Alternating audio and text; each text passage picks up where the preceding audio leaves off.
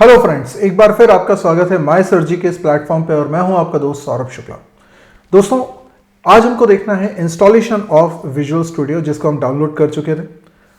इसका इंस्टॉलेशन मैं शुरू करता हूं, लेकिन उसके पहले मैं चाहता हूं कि आपको सिस्टम रिक्वायरमेंट्स में बता दूं। सिस्टम रिक्वायरमेंट यानी क्या हार्डवेयर स्पेसिफिकेशन होने चाहिए जिस पर आप इसको इंस्टॉल कर सकते हैं। ठीक है, तो एक एक करके मैं ये चीज़ें बता देता हूँ।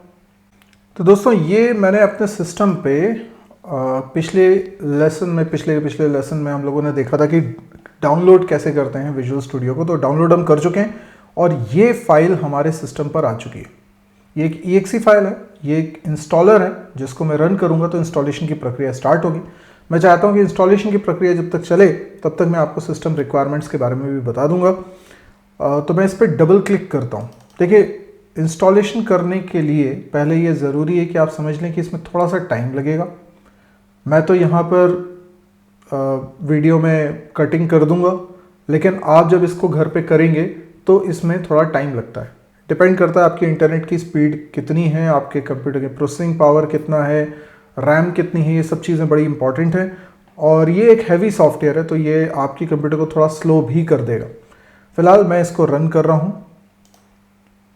अब देखिए, रन होना स्टार्ट हो गया। तो मेरे पास विंडोज 7 है। मैं समझता हूँ कि जो मिनिमम रिक्वायरमेंट है इसको इंस्टॉल करने के लिए सॉफ्टवेयर में, ऑपरेटिंग सिस्टम में, तो मेरे पास वही है। और मैं समझता हूँ कि जितने भी यूज़र्स होंगे ज़्यादातर लोगों के पास इसका एडवांस्ड ही होगा। मेरे पास तो विंडोज़ 7 है, लेकिन आपके पास विंडोज़ 8 या विंडोज़ 10 होगा। दैट इज़ ओके, बहुत अच्छी बात है। मैं तब तक इसको विंडोज़ 7 को नहीं छोड़ूंगा जब तक कि ये मार्केट से ख़त्म नहीं हो जाएगा।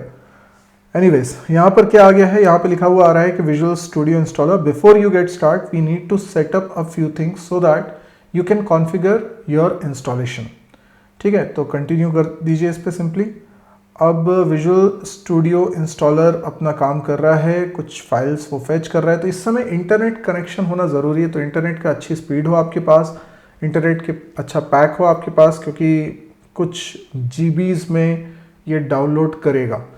तो आप मान के चलिए कि इन टोटल आपके सिस्टम पे आपको काफ़ी मेमोरी की भी ज़रूरत पड़ेगी और डेटा पैक की भी आपको ज़रूरत पड़ेगी इंटरनेट के। तो ये देखिए, कुछ इधर डाउनलोड हो चुका है। तो हो सकता है कि अगर स्पीड कम हो तो ये सब डाउनलोड वगैरह होने में कुछ ज़्यादा ही टाइम ले ले। कई लोगों के सिस्टम पे 1-1, 2-2 घंटे भी लग जाते हैं। देखते हैं मेरे सिस्टम पे क्या लगता है। मेरा सिस्टम जो है वो i5 मशीन है और करीब करीब 6-7 साल पुरानी मशीन है। तो आप समझ सकते हैं कि इस पे तो थोड़ा टाइम लगना ही चाहिए। एनीवेज, चलिए हम ये जब तक अभी चल रहा है तब तक यहाँ पे कुछ इंस्टॉल्ड हो चुका है। मैं आपको साथ में बताता चलता हूँ कि सिस्टम रिक्वायरमेंट्स क्या है। ठीक है ना, इसको मिनिमाइज करते हैं और यहाँ पर मैं सिस्टम रिक्वायरमेंट्स भी आपको बताता हूँ। तो सबसे पहले तो आपका जो कंप्यूटर में प्रोसेसिंग पावर है वो होनी चाहिए पहला पॉइंट बता रहा हूँ, 1.8 गीगाहर्ट्ज और मोर, है ना। कम से कम इतना होना चाहिए। ये हालांकि मैंने बहुत मिनिमम साइड पे बोला है, मेरे ही 2.5 गीगाहर्ट्ज है। अब तो इससे भी ज़्यादा आता है और फिर क्वाड कोर होता है ना। मतलब अल्टीमेटली ये कि अब जितना आप लेटर वर्जन का आप लैपटॉप ले रहे होंगे उतना ज़्यादा आपको अच्छी स्पीड मिल जाएगी। तो एक तो ये होना चाहिए या इससे फास्ट है, ये मिनिमम रिक्वायरमेंट है। पर आई बिलीव कि 1.8 गीगाहर्ट्ज पे आप चलाएंगे तो काफ़ी टाइम लगेगा, पर चल जाएगा।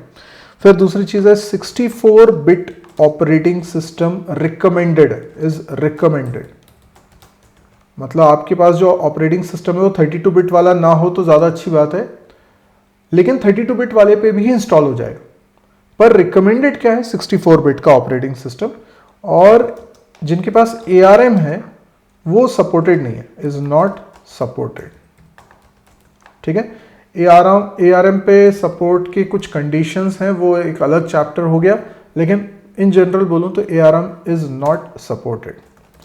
ठीक है, कम से कम आपके सिस्टम पे 8 GB रैम होनी चाहिए, कम से कम 8 GB रैम होनी चाहिए।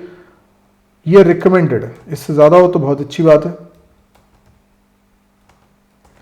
ओके, और आपके पास, आपको मालूम होना चाहिए कि बड़ा हैवी सॉफ्टवेयर है तो काफ़ी स्पीड की ज़रूरत है, इसलिए रैम ज़्यादा होनी चाहिए।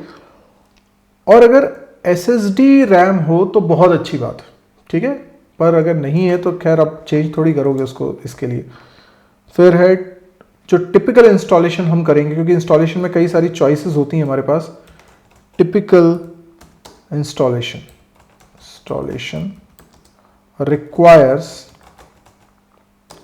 20 to 50 GB space on disk, मतलब आपके हार्ड डिस्क में कम से कम 20 से 50 GB की जगह होनी चाहिए। तो मैं इसको इंस्टॉल कर रहा हूँ, सी ड्राइव में इंस्टॉल कर रहे हैं, तो वहाँ पे मेरे पास करीब करीब 70 GB के आसपास मेरे पास स्पेस अभी है।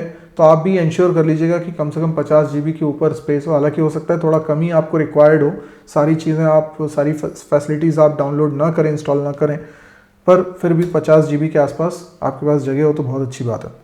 बाकी 20 से 50 GB मैंने आपको बता दिया, ठीक है। फॉर बेटर परफॉर्मेंस आपके पास अगर सॉलिड स्टेट ड्राइव है, जो मैं ऊपर बता चुका हूँ थर्ड पॉइंट पे, तो वो बहुत अच्छी बात है।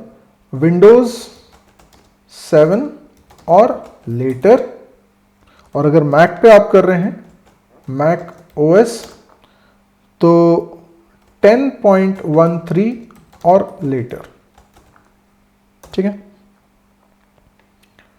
फिर विजुअल स्टूडियो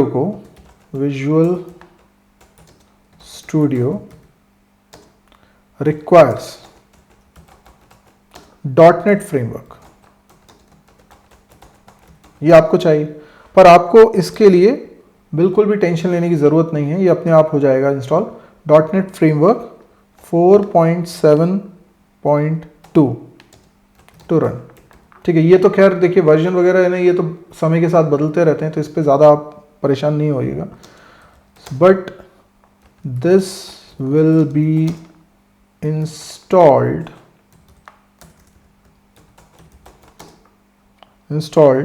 ड्यूरिंग सेटअप।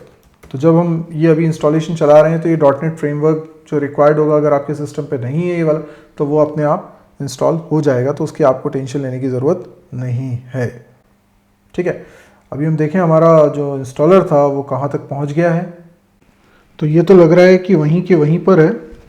नहीं, अब ये इंस्टॉलेशन का काम ऑलमोस्ट हो चुका है। ओके, अभी कुछ चीज़ें डाउनलोड हुई हैं, अब कुछ इंस्टॉल भी हुआ है, लेकिन अभी भी कुछ होना बाकी है। तो देखते हैं, अब एक नई स्क्रीन आपके सामने आने वाली है।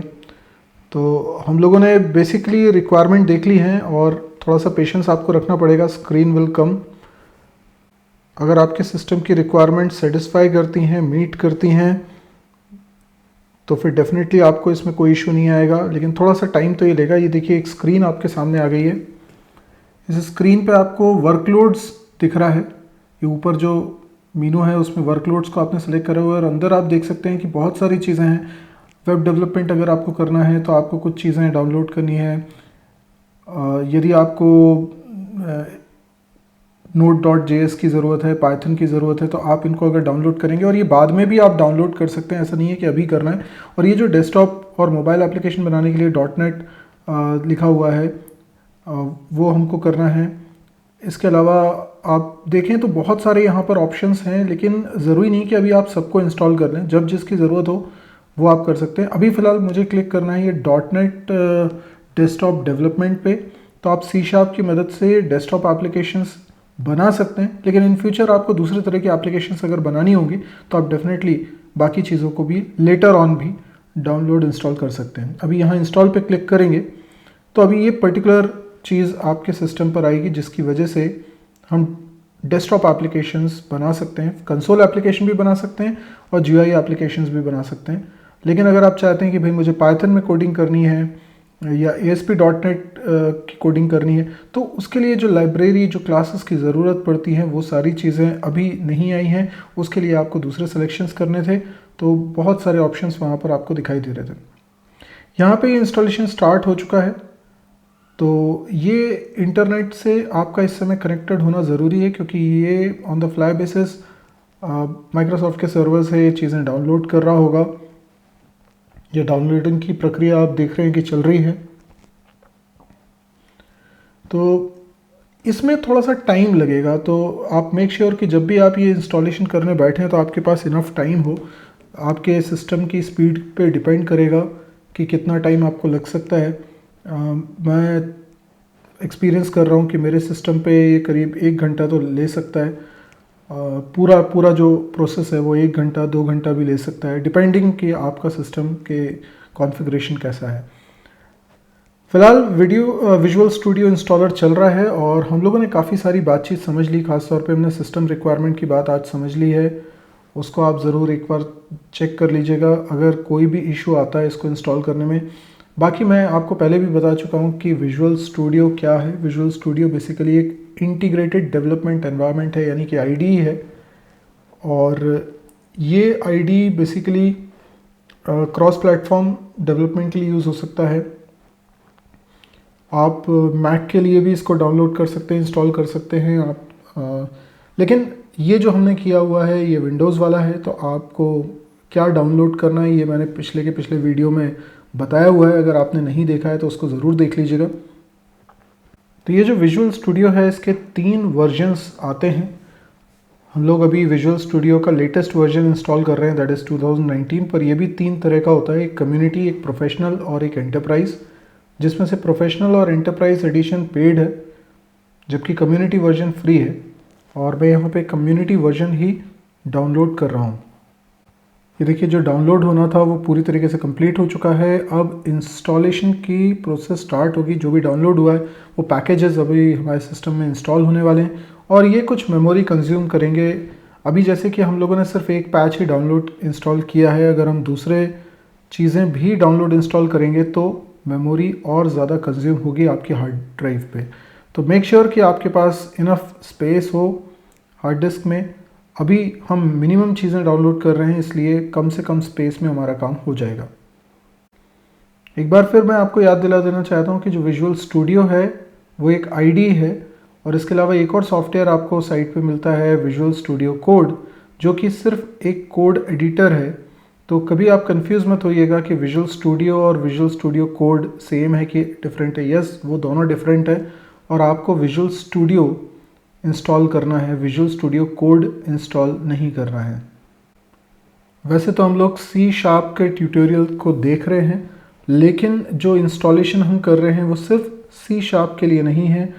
हम लोग और भी बहुत सारी लैंग्वेजेस हैं जिसको .NET फ्रेमवर्क सपोर्ट करता है, उनमें भी प्रोग्राम्स बना सकते हैं और ऐसी कई सारी प्रोग्रामिंग लैंग्वेजेस हैं। तो अगर आप उनमें से भी कोई प्रोग्रामिंग लैंग्वेज का इस्तेमाल करके प्रोग्रामिंग करना चाह रहे हैं तो फिर यही तरीका आपको इंस्टॉलेशन का वहाँ पर भी यूज़ करना पड़ेगा। तो आप C# के लिए पढ़ रहे हैं लेकिन आपको कल को VB.NET में प्रोग्रामिंग करनी है तो भी आपको इसी तरीके से डाउनलोड इंस्टॉलेशन करना होगा। ये जो इंस्टॉलेशन की प्रक्रिया चल रही है यही सबसे ज़्यादा टाइम कंज्यूमिंग है और ये 99% यहाँ पर हो चुका है, ऑलमोस्ट ये कंप्लीट होने वाला है। तो मेरे सिस्टम पे ये आराम से इंस्टॉल हो गया है। थोड़ा सा टाइम ज़रूर इसने लिया है, लगभग 1 घंटे का समय इसने कंज्यूम करा है, लेकिन फिर भी अगर आपके सिस्टम पे कुछ दिक्कत जाती है तो उसकी एक बड़ी वजह ये हो सकती है कि विंडोज़ के जो अपडेट्स आते हैं वो आपने ऑफ़ करके रखे हों। आप क्या करिए, अगर किसी भी तरह से इंस्टॉल करने में दिक्कत जा रही है, कहीं पर बीच में ये इंस्टॉलर चलते चलते बंद हो जाता है, पूरा इंस्टॉलेशन नहीं होता है, ऐसा अगर आपके साथ हो रहा है तो आपको करना ये है कि आप विंडोज़ की अपडेट पे जाइए कंट्रोल पैनल की मदद से और फिर अपडेट्स को इंस्टॉल कर लीजिए। तो वही एक दिक्कत हो सकती है जिस वजह से ये इंस्टॉलेशन में प्रॉब्लम करे, अदरवाइज़ ये इंस्टॉल हो जाएगा। तो अभी आप देख सकते हैं कि इसके बाद अब रीबूट करना कंपलसरी है, तो मुझे यहाँ पर अभी बंद करना पड़ेगा क्योंकि रीबूट करना है सिस्टम। तो ये रीबूट करने के बाद हम लोग यूज़ करना स्टार्ट कर सकते हैं विजुअल स्टूडियो को। तो विजुअल स्टूडियो को कैसे यूज़ करना है ये हम अपने अगले चैप्टर में देखेंगे, अगले लेसन में देखेंगे। आज के लिए इतना ही दोस्तों, थैंक यू, गुड बाय।